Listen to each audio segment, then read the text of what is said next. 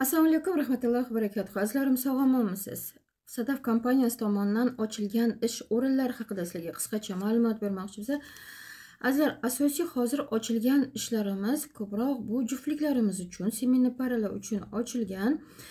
Keyin bu yerga 90% joyda haydovchilik guvohnomasi bo'lsin deyishyapti. Haydovchilik guvohnomasi O'zbekistonniki bo'lsa bo'ladimi deb so'rashadi. Azizlar, bemalol bo'ladi. O'zbekistonning haydovchilik guvohnomasini perevod qilib, uy egalari tomonidan doverенность beriladi. Bemalol haydab yuraverasiz. Bu yerga siz personalniy водитель bo'lib, uzoq masofada yurmaysiz. Mayda yumushlar bilan bemalol yursangiz bo'ladi. Vnukvada hozir er-xotin ishlarimiz ochilgan. Oilada 4 kishi yashaydi. Er-xotin va 2 farzandlari. Pomeshcheniyalari uncha ham katta emas. Telegram gruppalariga videolarini qo'yganmiz. Bularning oyliklari 150 ming 6 bir grafik bilan ishlanadi. Bu yerga masalan rus tilini 50% bilish kerak, 100% bilish kerak deb shart qo'ygani yo'q. Lekin malakasi ham unchalik ko'p bo'lmasa ham olaveradi. Shuning uchun oyligi 150 ming. Azizlar, boradiganlar albatta yozinglar.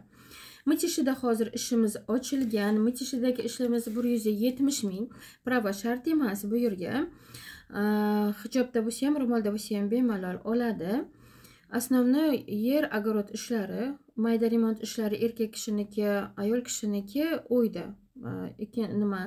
Уборка ishlari bo'ladi va уборка stirka bo'ladi. Gotovka yerga частично, ularning nyankalari ham bor, turar joyi o'sha yerda bo'ladi. 6 bir grafik bilan 170 ming oyligi. Lesnaya Polyana, Новая Moskvada ham ishimiz ochilgan. Bu yerga albatta prava bo'lishi kerak deyishyapti. Bularning oyliklari 200 ming. Gotovkasi bor, oilada 3 kishi yasharkan. Rublyovkada hozir помощник по хозяйству ishi ochilgan. 90 mingdan yuqori oyliklari, 90 mingdan boshlanadi. Sinov muddati faqat 30-40 yoshgacha bo'lgan aka-ukalarimizda ishga olarkan. Prava bo'lish kerak deyishyapti. Prava masalan sizni personalniy водительga olmaydi. O'zining personalniy водительlari bor, ularni faqat pitaniyaga, produktga borish, chiqib kelish uchun, o'zi uchun служебный mashinaga borib keladi deb prava желательно deyishyapti. Istrada hozir ishimiz ochilgan. Istrada hozir 2 rayonda ishimiz bor. Istrada er-xotinlar ishi. Er-xotin u yerga ko'proq dachada mayda zotdor, qimmat zotdor itlarga qarash kerak ekan. Как питомник. Turar joyi o'sha yerda, oyligi 170 ming. Возраст masalan yoshi 35 yoshdan 55 yoshgacha bemalol oladi. Tilni bazaviy znaniyada bilish kerak azizlar. Assalomu alaykum, Sadaf kompaniyasining obunachilari. Men hozir Istradagi ishdaman, kecha kelganman. Shu yerdagi ishga. Ish yaxshi. Kechadan beri boshladik, kecha gazon urganmiz. Shu ishni gazon urish, gazonlarga suv quyish. Mana hozir gazonlarga suv quyib chiqyapman. Ish yaxshi, qiyin emas, ishlasa bo'ladigan ish ekan. Sizlar ham kelib ishlashinglarni maslahat beraman. Kechanglar o'zimiz shu yerda bo'lamiz. Katta joy, ish og'ir emas, yengil ishlar. Gul ekib, gazon urib, suv quyib yurilar ekan. Istrada yana aka-ukalarimiz uchun ishlarimiz bor.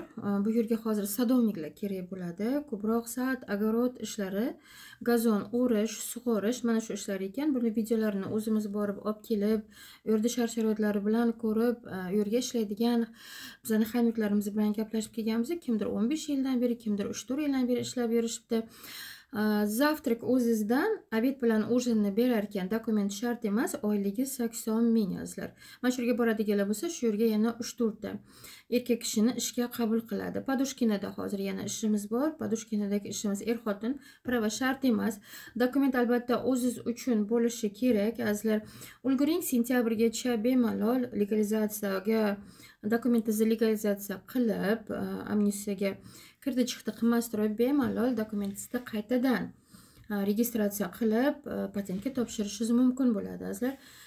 Azizlar, Telegram kanallarimizga hamma kunlik ishlarimizni chiqarib boryapmiz. Telegram kanallarimizda silkasini videoni tagiga qo'yib ketamiz. Mana shu silka orqali kirib bemalol ishlarimizni ko'rsangiz bo'ladi. Ishlarimiz bo'yicha 8977 967 77 97 va 8977 967 50 14 telefon raqamlariga qo'ng'iroq qilib o'ziz haqingizda ma'lumot berishingiz mumkin. Hammasini videolar tagiga qo'yib ketamiz. Azizlar, bizga hozir 90% O'zbekistondan murojaat qilishyapti. Borsak, ish topib berasizlarmi deb. Azizlar, biz oldin ham aytganmiz, videolarimizga ham chaqirib, bu yerga javobgarlikni olish oson emas. Shu uchun biz O'zbekistondan odam chaqirmaymiz. Bizning hamma ochilgan ishlarimiz Rossiya territoriyasiga yurganlar uchun dokument, bez dokument, uy egalarini yo bo'lmasa ish beruvchilarning talablariga qarab joylashtiryapmiz azizlar. Shu uchun o'zbekistonliklar agar yana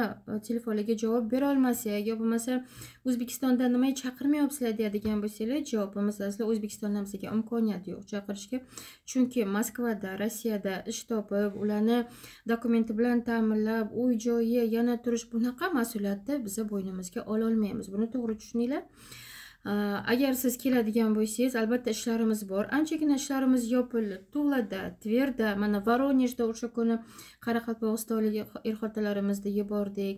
Sholkovadagi ishlarimiz, juda ko'p ishlarimiz yopildi, alhamdulillah. Endi mana 1-iyunni ham biz anchagina mas'uliyat bilan, anchagina o'zimizda oldimizga katta planlar bilan boshlab oldik. Inshaalloh bu oydagi planlarimizni ortiq bilan bajarishga harakat qilamiz. Azizlar, berilgan nomerlarga bemalol qo'ng'iroq qilib, o'ziz haqingizda ma'lumot berasiz. Telegram, WhatsApplariga o'ziz haqingizda yozib qoldiring. Albatta biz bog'lanamiz. Agar siz Moskva, Moskovskiy oblastida bo'lsangiz, metro Sholkovskiy bizning ofisimizga kelib, albatta dokumentlaringiz bilan, agar dokumentingiz bo'lsa, kelib biz bilan suhbatlashib, shartnoma tuzib ketasiz. Biz keyin dogovor asosida siz bilan ishlashni boshlaymiz. Azizlar, Sadaf kompaniyasi doim siz bilan ishonchli hamkorda bo'lib qoladi. Sog' bo'ling, omon bo'ling.